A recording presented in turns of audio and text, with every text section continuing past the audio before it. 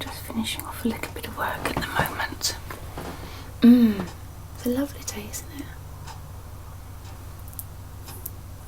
Are you warm enough with the window open? Good. Well, yesterday was quite a contrast, wasn't it? With the grey skies and the rain. No, it's nice to see the sun back out again.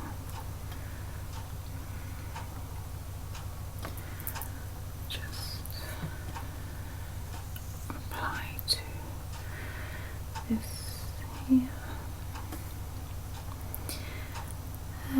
Earlier today, I was going through an old suitcase and I came across a couple of bits and pieces.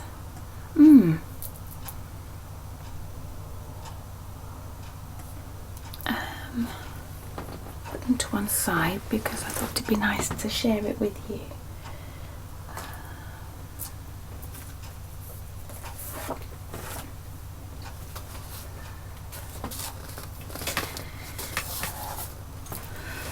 I came across this old map, and there's also a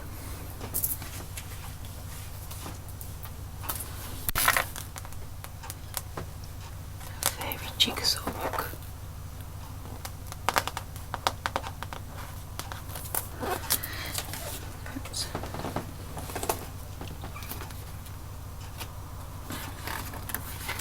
This map must have come out of a newspaper. I don't remember when, or even if it was originally.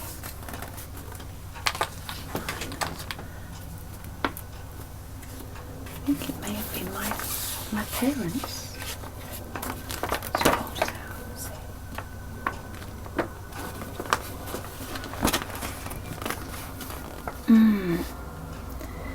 Do I find it quite interesting looking at maps, because sometimes you think you know where somewhere is, and then there's a couple of little birds dancing on the bird bath out there. Probably a little bit thirsty. It's nice because when the sun comes out, the little fountain starts spraying water, so they're having a little shower as well.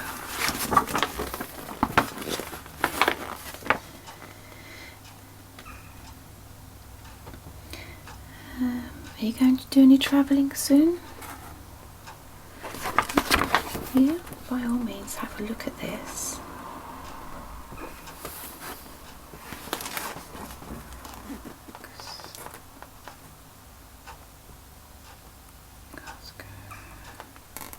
Because when I go up to Edinburgh, these are the Scottish borders.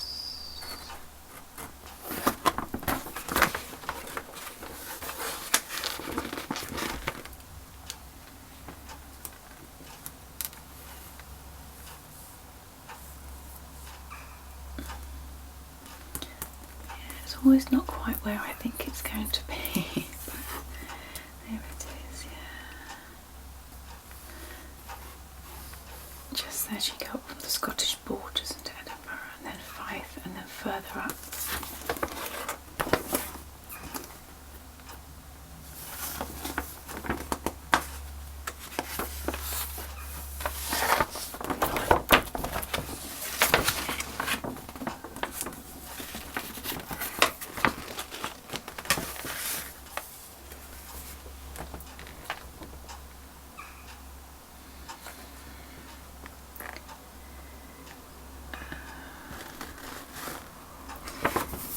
Yeah, because we're sort of in the central there. Just fold this over.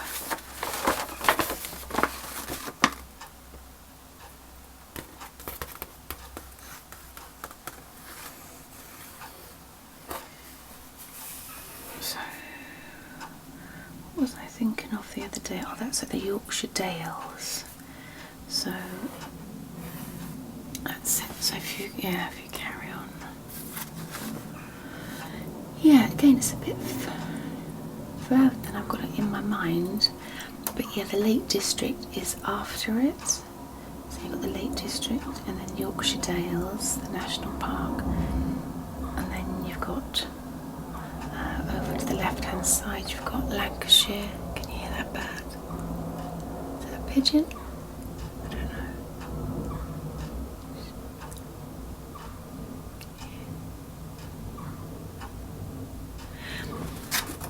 A neighbour of mine was telling me about a little baby fox that's been coming through our gardens. It doesn't seem to be very well, so I think we might have to call Dicky Winkle or something like that if we can spot it and try and help it. Maybe the mum's been injured or she just left it, but it's just at night just visiting our gardens and going through and occasionally laying down on the sort of patio area because I suppose it's a bit cooler, the stone.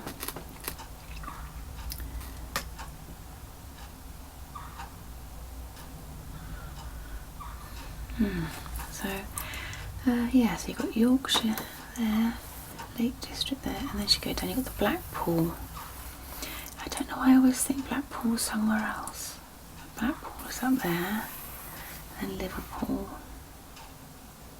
Manchester and Leeds, Wolverhampton, Birmingham, Slough, and then Gloucestershire.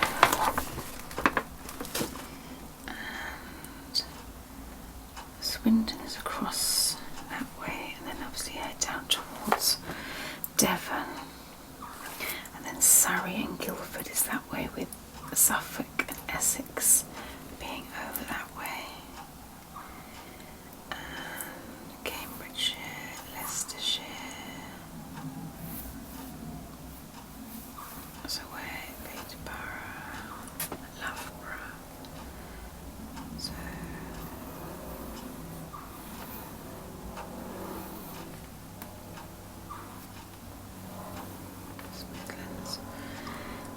so in fact, yeah, we're not that far from Birmingham. Yeah.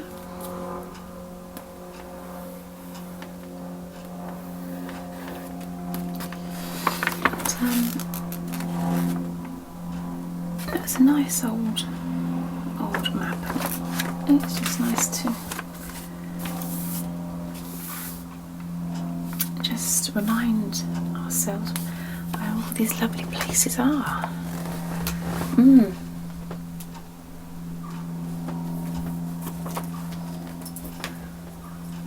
Just going to found this room spray that's nice. Sakura blossom.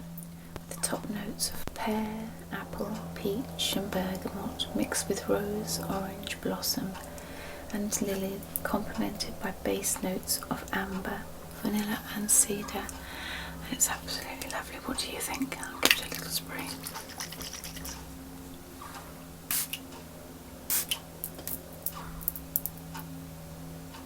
What do you think?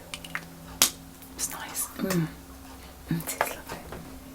It's very, it smells a little bit like washing when it comes out of the machine. And the other thing I was going to spray was some of this Mrs. White's, because I've made myself some of the anti-mozzie oil that I put on. Have you tried it?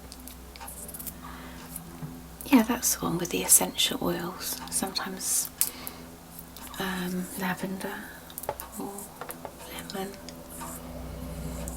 eucalyptus or peppermints, they're all the ones that mosquitoes don't like, but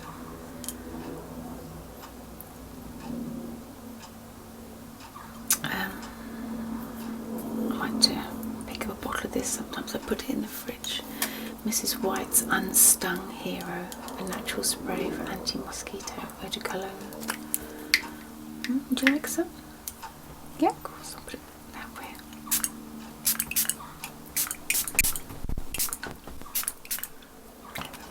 Help yourself.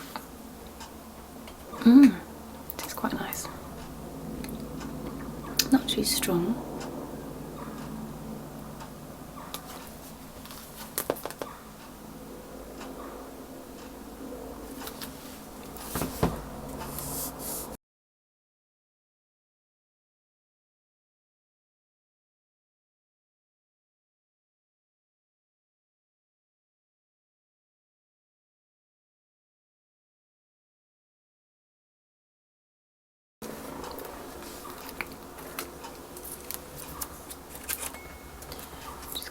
Myself a little message to remind myself of something in a moment.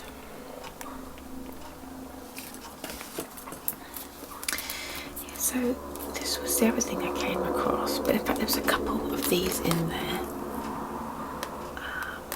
The Peter Rabbit one as well, and like a fairy tale one. Yeah, they're jigsaws. 5 fairy jigsaw puzzles. Let me just check on something here for a second. Someone's coming down the road with louder music.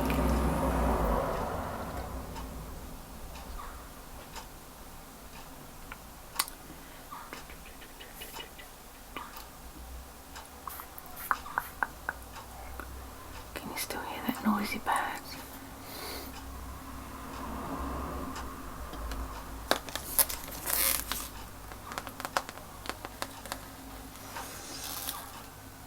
Margaret Tarrant. Each puzzle is accompanied by a charming poem. Just get a little bit closer to you.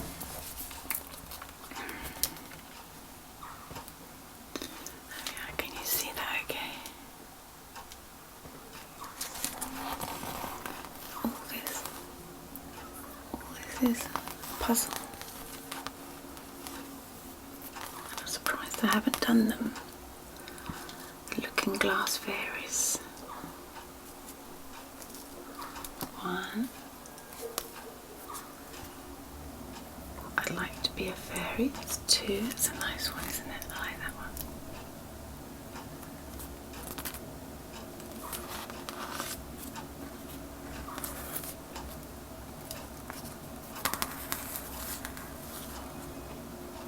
The enchanted earrings.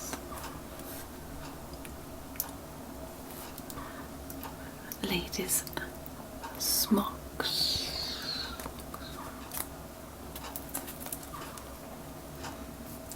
Sweet. Ding dong, is everybody coming to the fair? With fairy rings and fairy swings and all the other fairy things. Oh, come along and dance without a care. Ding dong, the fairy queen is certain to be there. And there will be for you to see a little fairy Christmas tree with fairy toys and candles everywhere. Ding dong, the fairy cooks are bound to make you stare, for they will bake a magic cake that cures a heart from every ache. So come along and see the fairy fair. That's nice, isn't it? Yeah. This side is all puzzle.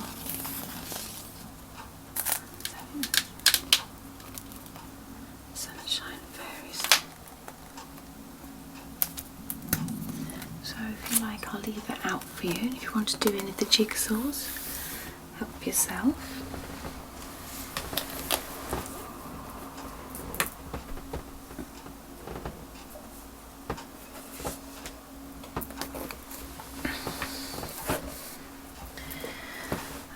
What am I reading at the moment? I'm reading a couple of things at the moment. I'm going back over one of my own books just to retrace my steps of the story in case I want to start writing another one of those. Yeah, that's the 7 o'clock club. Also the Bernie Taylor, the London Days and Nights.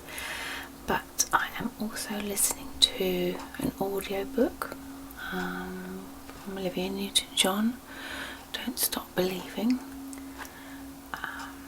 which I'm really enjoying, but I'm I'm getting enough time to actually listen to it, and I want to really enjoy it rather than just have it on in the background.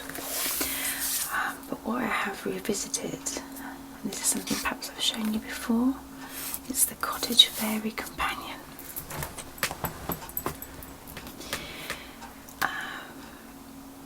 Now this lovely lady, Paola, I'm not sure if I'm pronouncing that correctly, Paola Merrill, she does ASMR, and her channel is very relaxing to listen to, and I thought I'd get this book.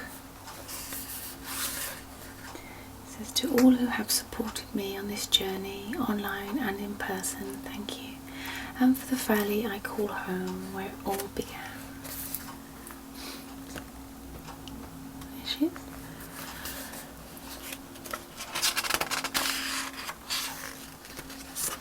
It's broken into seasons, so you've got spring and summer and autumn and winter.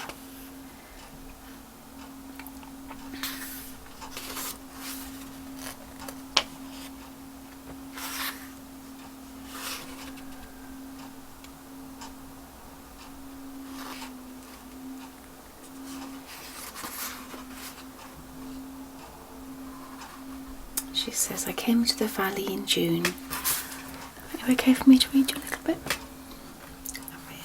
Yeah. "It was a quiet place nestled in the foothills of the Cascade Mountains. The balsam root had recently gone to seed, and the hillsides were fading from a rich green to a soft browns and yellows of a full summer.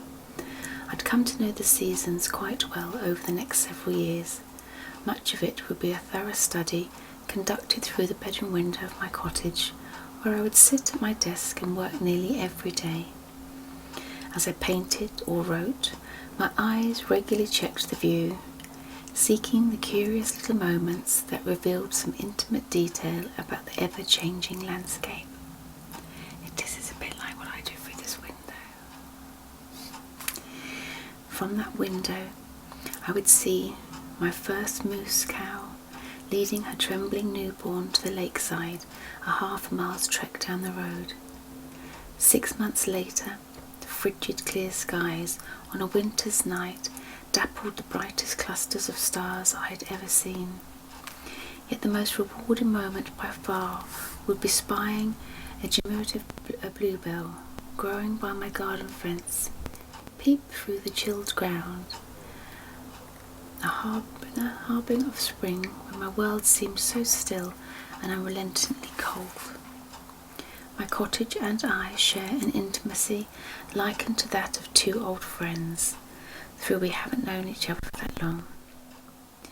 When I first passed the threshold and promptly tripped on a jutting wood plank, it was a nascent adult, overwhelmed by life spent working and studying towards a goal that I'd held on to so tightly that I couldn't see what it was anymore. I had long discovered my life was waning, a little smaller and less vibrant each day. I didn't know what to do, so I applied for a position teaching at a preschool in a small rural town.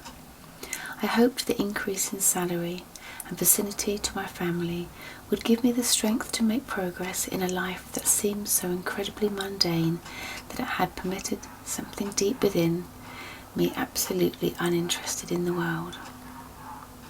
The cottage needed repairs and a fresh coat of paint. It took months to recover it to a livable state. Looking back, the process was far more beneficial to me than the cottage itself. To take so much delicate care in fixing something, decorating it, and starting a little garden. To give me time and love, even when you didn't know you had any left to give. I began to film videos about my process of making a house a home, sharing both moments of bliss and hardship while living in the valley. I started with my iPhone before learning to use a proper camera, and I posted the videos on YouTube and soon found familiar souls that enjoyed my artistic take on rural life and the love of storytelling. They supported the romantic nature of my short films, and the videos were a way for us to stop and breathe and get lost in dreamy rituals of tea drinking and nature walks and baking bread. They were a form of therapy for me, a reminder to focus on the beautiful things in life and keep the rain clouds at bay. Those videos have changed my life and inspired my writing. On my YouTube channel, I have shared how I seek out the world in the present, also the lessons I try and often fail to apply to my beautiful, ordinary, everyday life. The rhythms of slowness and busyness, resilience and hardship, patience and gentle moments. The greatest thing that my cottage experience offered me was that I had never actually needed it. If one day I move again, if my life takes me back to my old city apartment, little will change. I truly believe the beautiful life. See the horse just go by.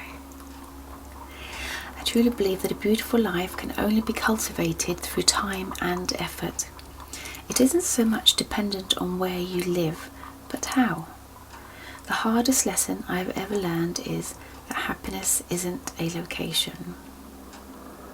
For so many years I dreamed and planned and dreamed some more of my little imaginary cottage in the woods, far away from the stress and worry and unhappiness. But as far as I know, things just don't work that way. In my naivety, at least whatever that word, I couldn't grasp that you follow yourself everywhere, your problems, fears and burdens. If there is only one message that I wish to convey in this book, it's that you are the home. Nothing else will feel right until you do. A dream achieved will quickly sour if you are not your best friend. That's nice. My cottage never made me happy, and to this day I am still learning how to be content. I hope this book, a collection of prose, poetry, recipes and crafts, will inspire you to look at your life more closely and notice the magic that's always been there, those unassuming moments overlooked by many, patiently waiting to be rediscovered. It's lovely, isn't it? There she is. Just sitting there, there's a toe. Starts off with spring, busy days are good days, when followed by quiet moments. Sit for a spell and remember why today, joyful or bittersweet, is more alive than any other day.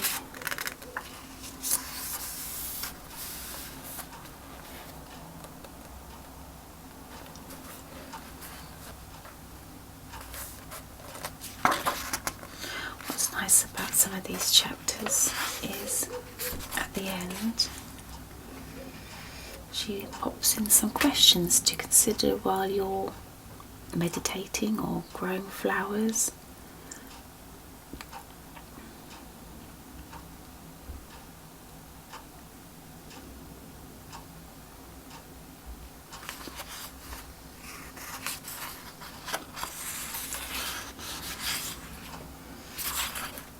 One at the end of the spring says, imagine you have a root system much like a flower. Where are the roots? Are they in your mind, in your heart, or your entire body? Outside of your body, perhaps. Where does your strength come from? That's an interesting question.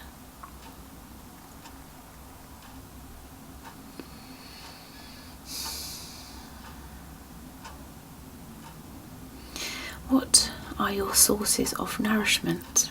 Apart from your basic needs, is there something else that you need? Perhaps it is a few minutes alone with your thoughts each morning, or reading a book, creating art, taking walks. What is it, and how can you incorporate it into your life?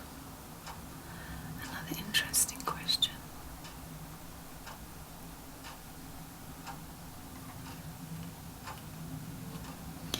What do you need to flourish? What steps can you take to nourish your soul?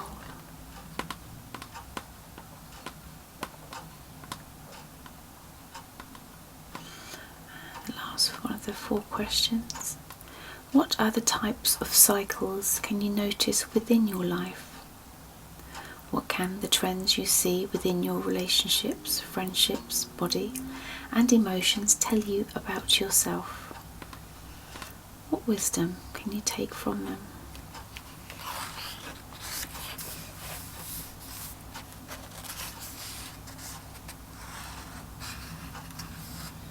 I think what I might do, because it's such a charming book, is should we get together on a regular basis and just read a few pages together and move our way through the book and explore some of these ingredients and crafts together?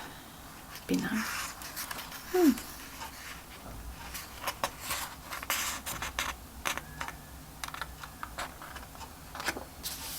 So when we start again, we'll start at a gentle start.